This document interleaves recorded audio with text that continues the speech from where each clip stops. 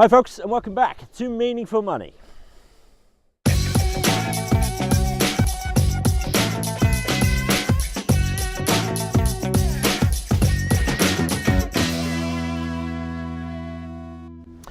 Right, I'm here at Drift Dam, just outside Penzance. A little while since I've been here. It's an absolutely foul mid-July day. Honestly, it's mid-July.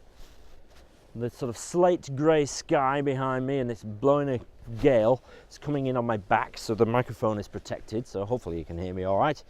But it's no good, so let's hope some decent weather kicks in pretty soon.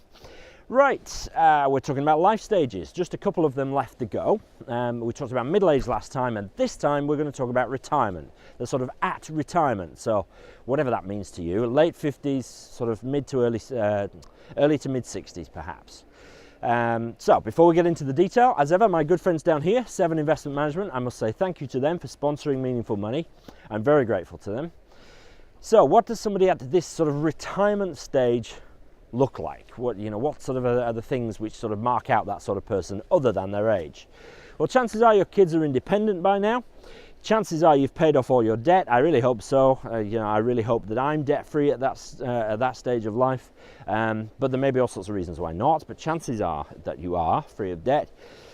You're thinking about retiring, whatever on earth that means. Come back to that in a minute. Perhaps you have elderly parents, an important consideration, because they may be thinking about going into long-term care. You may be thinking about looking after them. All sorts of things there. But ideally, you're now thinking about spending some serious money on doing whatever the hell you like in the last third of your life. Assuming you're about 60, and chances are you'll live to 90, you'll see what I mean, the last third of your life. So, what are the key considerations then? What do you really need to be thinking about at this life stage? Well, retirement is what you make of it. Even the word sort of makes me nervous, because people still equate retirement with stopping working. But it's so much more than that. The Americans call it retiring, which sort of hyphen, I suppose, T-Y-R-I-N-G. So retiring, putting on a new set of tyres, changing gear, doing something different. It's a dreadful expression, but you get the point. What does retirement look like for you? You have to sort of start there and work back. So that way you can think about what your sort of ideal retirement is going to look like and how much it's going to cost, importantly. Remember, financial planning always comes down to income versus expenditure. So it's all very well, having this dream retirement, and you know what that's going to cost you, but can you afford it? So now is the perfect chance to sort of undergo some serious financial planning work. So income versus expenditure. Are you going to stop work, or are you going to carry on, or are you going to do something different? It's not unheard of by any means for people to start businesses in their 60s. Why the hell not? With all the options open to us these days, you can do whatever you like. Yes, pensions come into it, but pensions are just one part of how you're going to fund your retirement. There's your property, there's any ISAs and stuff like that you've put away over the years. How are you going to fund your retirement? Whatever retirement is, now is the time to define it and work out whether you can afford it or not. Get the help of a good financial planner, certified financial planner ideally, and they will be able to help you.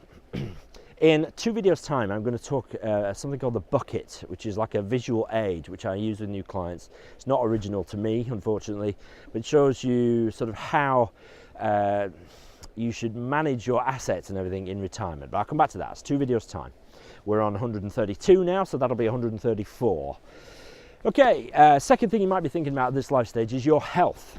Okay, chances are your health is going to fail at some point in the next 30 years. You might not, you might just not wake up one day, God forbid, but chances are you're going to need to think about your health. What impact might that have on your finances? Do you have, or should you have, private medical insurance? Or are you sort of wealthy enough to self-insure? Do you have enough money set aside that if you absolutely had to go in for some major surgery, you could do it privately and get straight in there and get it done as soon as possible, avoiding the waiting lists? Something to think about. Thirdly, and an important one, is your elderly parents. If you're in your early 60s, your parents, chances are in their 80s and may need care already, or they may be thinking about needing care.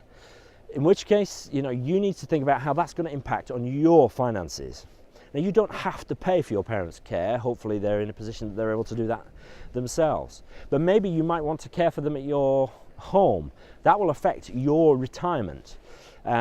Maybe you will become a power of attorney for your parents. That's another big factor, because you will have then financial responsibility for their affairs. So you need to take that into account as well. You know, what kind of care are they going to get? Where are they going to get it? Look back to the series on long-term care that we've just done, and that will hopefully help you. But your parents needing care, and all that that means, is going to impact on your retirement. So think about that.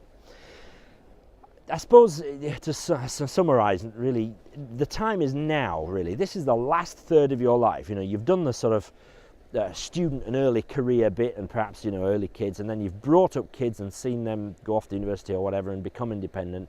Now this really is the last chance to live your life as you want, and that must be your starting point. Get help with a financial planner to say, look, this is the life we want to lead in retirement. What's it going to cost? You know, if you want to have 3 holidays a year, change the car every 3 years, then you will have some idea as to what that's going to cost you. Work back from that and see whether you're going to afford it, whether you need to sort of tweak your expectations a little bit. But get help with a good planner, because now is probably well, it's always a good idea to get help from a good planner. I know I would say that, but you know, you can really benefit from that at this life stage. So those are the things I think you pretty much need to be thinking about. So the last one is next time, and that's going to be on Later Life. So for this time, thank you very much for watching, and goodbye from Drift Dam.